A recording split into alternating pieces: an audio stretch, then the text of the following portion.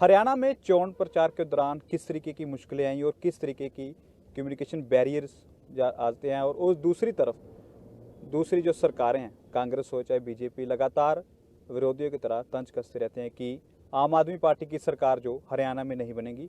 हमारे साथ चित्रा सरवार है, उनके बात करके पूरा जो मोटिव है, उनका पूरा एजेंडा है, किस तरीके से हरियाणा में रोड मैप तैयार किया है, बात करते हैं। मैडम, क्या रोड मैप रहेगा हरियाणा में? जिस तरीके से विरोधी जो हैं, जैसे कांग्रेसी हैं, बीजेपी हैं, लगातार तंज कसते हैं कि आम आदमी पार्टी की सरकार जो हरियाणा में नहीं बनेगी। देखिए, कुछ ऐसे ही तंज कसे गए थे 2013 में अरविंद केजरीवाल जी पे, जब उन्हें बोला गया था कि बातें करने से कुछ नहीं होता, चुनाव लड़के दिखाओ। और उस तंज की कीमत शायद आज तक विरोधी चुका रहे हैं। अरविंद केजरीवाल जी 2013 में जो एक बार चुने गए, लगातार वहाँ की सरकार, वहाँ की जनता उन्हें सरकार में लेकर आ रही है। ऐसे ही बहुत से तंज फिर पंजाब के बारे में भी सुने गए। ये कहा करते थे झाड़ू तो तिल्ला तिल्ला हो गया उथे। तो जो भी बातें रही, लेकिन उसके बाद आज हम रिजल्ट देख रहे हैं उसका। और आज पंजाब का काम होते हुए हरियाणा में तो ये चर्चा है कि शायद अगली बार भगवंत मान जी को भी वोट मांगने की ज़रूरत ना पड़े। एंड जो दिल्ली में हुआ था उसी तरह से एक परमानेंट एस्टैब्लिशमेंट, एक सच्ची और हम समझेंगे भ्रष्टाचार मुक्त सरकार का वो कर जाएंगे। तो हरियाणा में जब तंज आते तो हम समझते हैं कि ठीक है, this is going the right direction. और तंज का हम स्वागत भी करते हैं। और मेहनत बहुत कर रही है आम आदमी पार्टी यहाँ पर।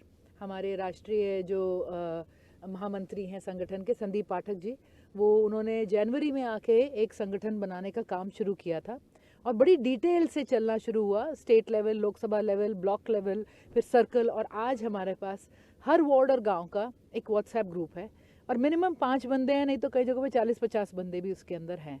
तो वी आर गोइंग स्ट्रांग। और किस दिशा में जाना है? जिस दिशा में अरविंद केजरीवाल जी पहली बार चले थे कि मूलभूत सुविधाएं होनी चाहिए। सरकार कोई राज करने के लिए नहीं आती, काम करने के लिए आती है।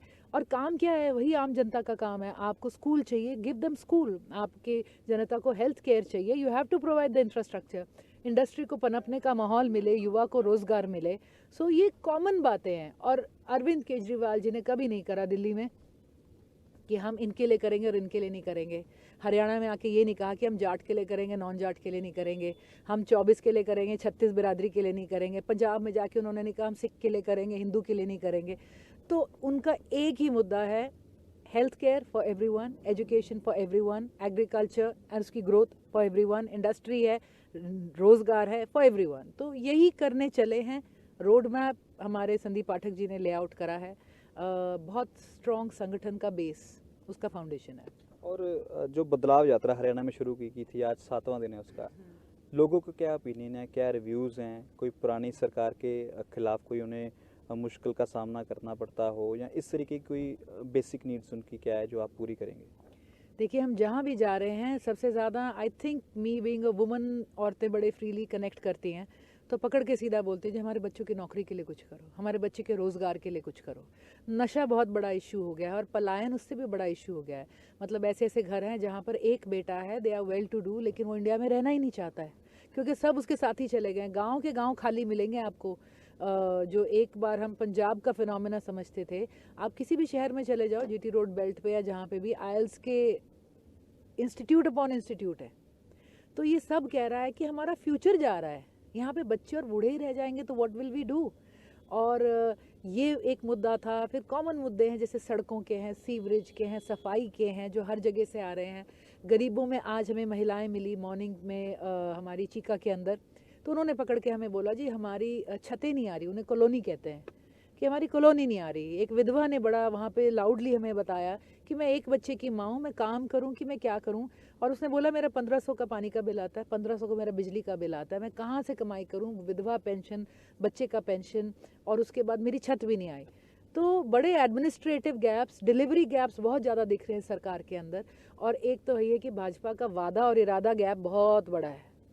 जैसे कि इन्होंने कहा था 450 में सिलेंडर देंगे राजस्थान में, और तेल मंत्री जी ने फिर सदन में, सांसद में बोला है कि हमारा इरादा नहीं है। तो ये गैप, ऊपर से नियत का गैप, ऊपर से भ्रष्टाचार, तो बहुत कंपाउंडेड प्रॉब्लम्स है जो हमें देखने को मिली। इसके अलावा अगर बात करें तो आमतौर पर दिल्ली लें या फिर पंजाब लें, एजुकेशन और हेल्थ मेन मोटिव था, और उसके बाद अब एम्प्लॉयमेंट जो पंजाब और दिल्ली में शुरू की गई। तो हरियाणा में आप किस तरीके से ये पूरा सॉर्ट आउट करेंगे? क्योंकि हरियाणा में सभी चैलेंजेस आपको देखने को मिलेंगे। सबसे पहले एजुकेशन है, उसके बाद हेल्थ सिस्टम है और उसके बाद अनएम्प्लॉयमेंट है। देखिए, दिल्ली काफ़ी एक मेट्रोपॉलिटन शहर था, बहुत से चैलेंजेस नहीं थे और लोग कहा करते थे दिल्ली में चल गया पंजाब में नहीं चलेगा। आई थिंक जो हालात पंजाब के हैं, हरियाणा उन्हीं रास्तों पर है।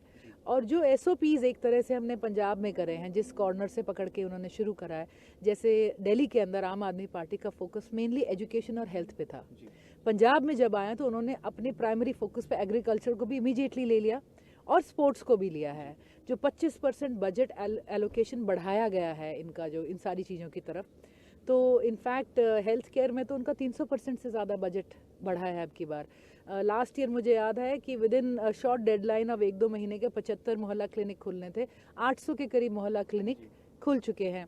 तो हम समझते हैं कि वहाँ की सर्विसेज स्प्रेड करती जा रही हैं और यही कुछ हम हरियाणा के अंदर भी इसी सिस्टम पे इन्हीं प्रोसेसेस को लागू करेंगे। हरियाणा में एक बड़ी मुश्किल है, सबसे पहले जो रोड्स हैं, रोड्स इंटरकनेक्ट हैं, जो मेन रोड्स हैं सबसे पहले वो भी टूटे हैं। उसके बाद अगर बात की जाए तो यहाँ पर गैंगस्टरवाद बहुत ज़्यादा है, अनएम्प्लॉयमेंट के कारण कह लें, या फिर जो दूसरी तरफ बात करें तो जो मंत्रीज हैं वो कहते कुछ हैं करते कुछ हैं, ऐसा लोगों का कहना है।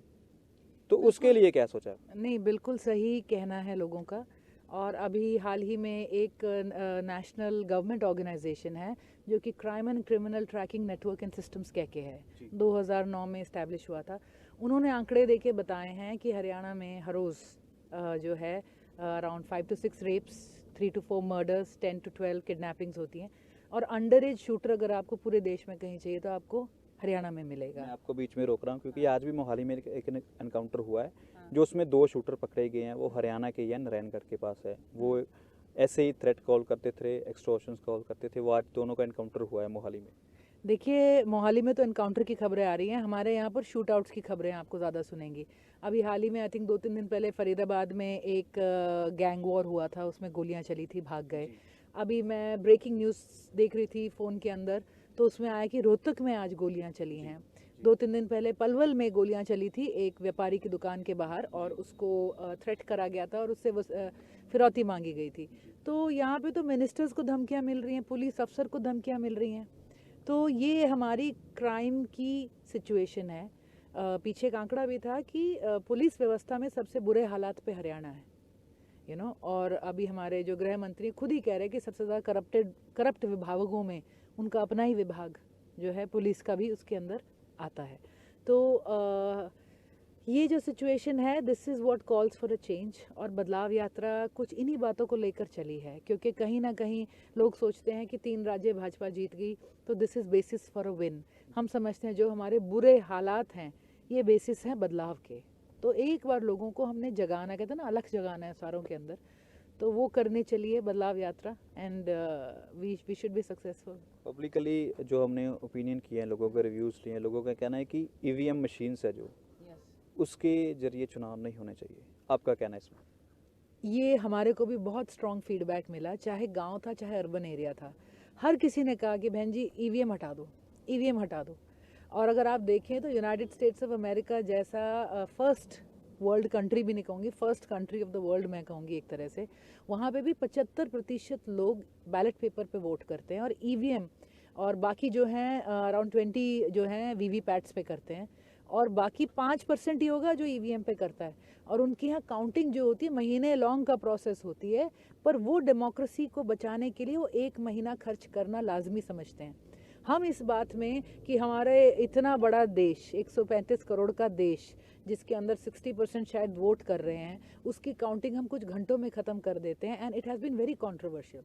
हम तो ये कहेंगे कि आज लोगों का किसी भी इंडिपेंडेंट एजेंसी पे, जो हमारे मेन पिलर्स थे, इलेक्शन कमीशन है हमारा, आपका ये सीबीआई वगैरह है, ईडी वगैरह है, इनके ऊपर से फेथ हट गई है। और क्यों ना इलेक्शन कमीशन एक बैलेट पेपर या वीवीपैट काउंटिंग करा के वंस एंड फॉर ऑल इस डिबेट को ख़त्म कर दे। हम तो चाहेंगे हमारा इलेक्शन कमीशन इसमें निष्पक्ष प्रूफ हो, पर वो करे तो सही एक बार। मेरा आखिरी सवाल है, जिस तरीके से आपने आज 7वां दिन निकाल लिया अपना लोगों के बीच, हरियाणा के जो छोटे छोटे गाँव सभी में आप पहुँचे हों, तो लोगों को पब्लिकली तो नहीं बोलते होंगे, लेकिन अंदर से आपको किस तरीके से उनकी फीडबैक मिलती है कि आम आदमी पार्टी को वोट देंगे वो लोग या नहीं देंगे?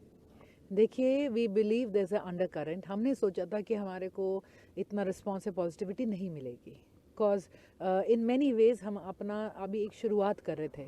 लेकिन जो हमें गैलरीज में से निकलते हुए लोगों का रिस्पॉन्स है, लोग बाहर निकल के देखने आ रहे हैं, देख के मुंह नहीं मोड़ रहे, महिलाएं मुस्कुरा रही हैं, इंटरैक्ट कर रही हैं, खड़े होके सुन रही हैं, दुकानदार खड़े होके अंदर से वेव करने की जब जहमत कोई करता है तो it means they are willing to connect. और वो एक यात्रा से कनेक्ट कर रहे हैं तो वो आइडियोलॉजी से भी 100% कनेक्ट करेंगे। हमें तो बहुत दिन ब दिन होप मिलती जा रही है। ऐसी कॉन्स्टिट्यूएंसीज थी जहाँ हमने सोचा था कि थोड़ा ठंडा रहेगा, but it wasn't so I think it's going great, better than expected हमारे को रिस्पॉन्स है ऑन द ग्राउंड। धन्यवाद। तो इसी तरीके से हरियाणा में जो आम आदमी पार्टी के चुनाव प्रचार किए जा रहे हैं और काफ़ी अगर बात करें तो शॉर्ट टाइम में ज़्यादा जो यात्रा में लोग जुड़ रहे हैं, लोगों का ओपिनियन भी हमने की, बात की, लोगों का साफ तौर और स्पष्ट तौर पर कहना है कि आम आदमी की जो सरकार है वो दिल्ली में भी आई है, पंजाब में भी आएगी, अब हरियाणा में भी हम ला कर रहेंगे। अगर लोगों की इस तरीके से एक आज अगर हम बात करें तो हाँ, जो लोगों की यूनिटी है जो आम आदमी पार्टी की सरकार की तरफ जा रही है, तो जाहिर है कि आम आदमी पार्टी की सरकार भी हरियाणा में बन के ही रहेगी। कैमरा पर्सन अनिल के साथ मनजोत कंग, दैनिक सवेरा टीवी, हरियाणा।